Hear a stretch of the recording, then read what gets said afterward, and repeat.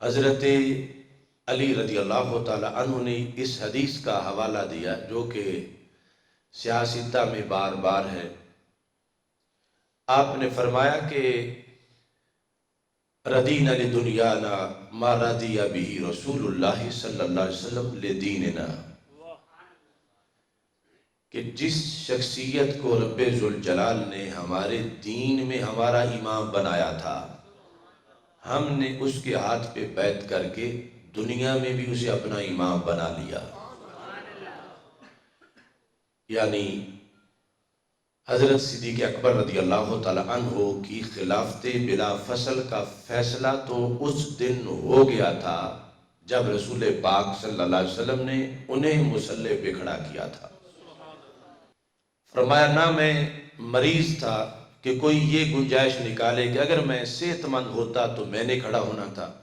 اور نہ میں غیر حاضر تھا کہ کوئی کہتا کہ چونکہ موجود نہیں تھے تو اس واسطے متبادل بندہ کھڑا کر دیا گیا۔ میں موجود تھا اور مجھے ہی تو سرکار فرما رہے تھے مروا ابا بکر فلیصلی بالناس، یہاں تک کہ عائشہ صدیقہ رضی اللہ تعالی عنہا نے جب یہ عارضہ پیش کیا کہ میرے ابا جی رقیق القلب ہیں،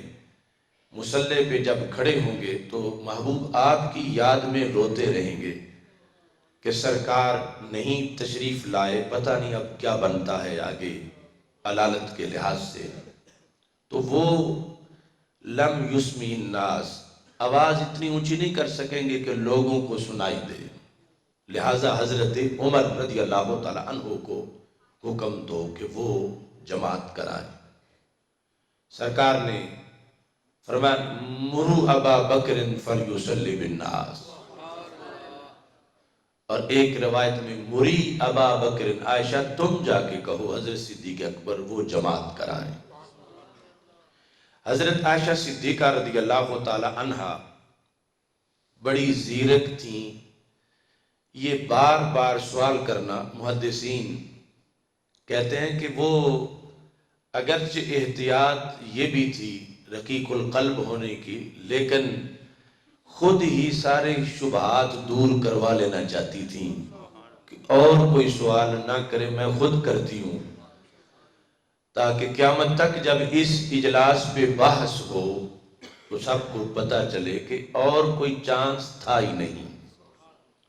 آپ نے حضرت حفصہ رضی اللہ تعالی عنہا کو بھی اپنا ہم نوا بنایا کہ تم سرکار سے کہو کہ حضرت عمر رضی اللہ تعالی عنہ کا نام لے، تو حضرت حفصہ رضی اللہ تعالی عنہا نے بھی کہا،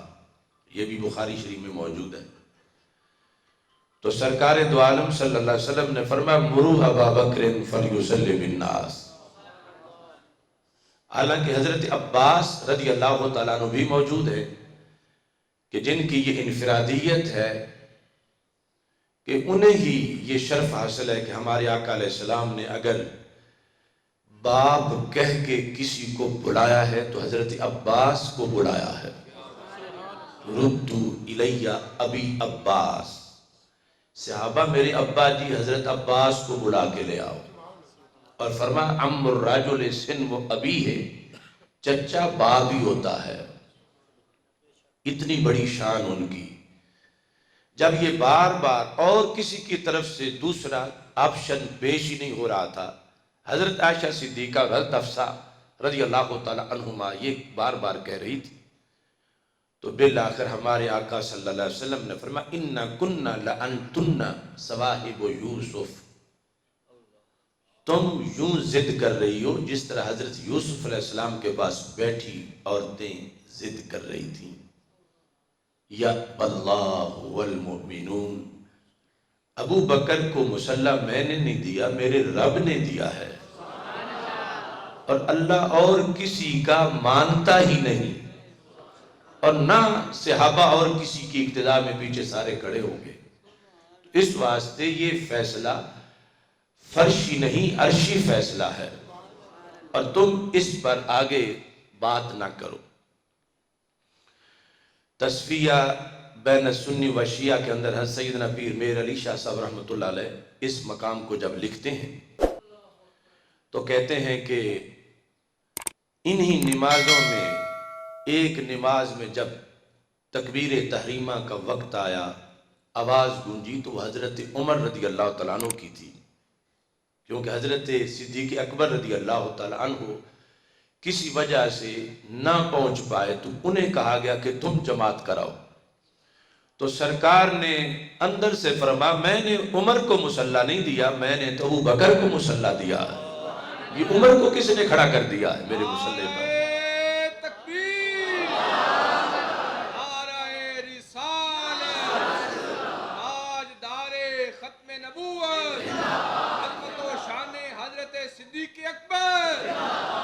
اس پر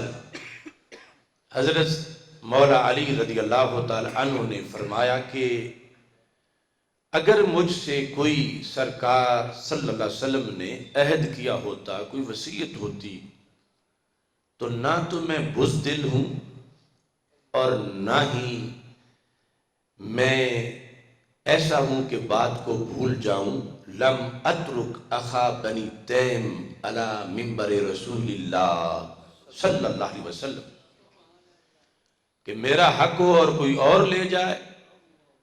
علی کا حق کون لے سکتا ہے؟ پر اگر میرا حق ہوتا تو میرے پاس اگر تلوار نہیں تھی، تیر نہیں تھا، کوئی اسلحہ نہیں تھا، تو میں تو کپڑا بھی گلے میں ڈال کے نیچے کھینچ کے اتار سکتا تھا۔ اخا بنی تیم والی شخصیت کنایہ ہے حضرت صدیق اکبر رضی اللہ تعالیٰ عنہ سے، کہ اگر میرا حق تھا تو علی اپنا حق کیا نہیں لے سکتا تھا؟ تو میں تو یوں بھی منبر سے اتار سکتا تھا، لیکن میں نے ان کے ہاتھ پر بیعت کی اور کارکنوں کی طرح ان کے حکم پہ کام کیا، اس لیے کہ جنہیں اللہ نے مصلی کا امام بنایا تھا، ہم نے اسی کے ہاتھ پہ بیعت کر کے اس کو دنیا میں اپنا قائد حکومت میں بھی تسلیم کیا ہے۔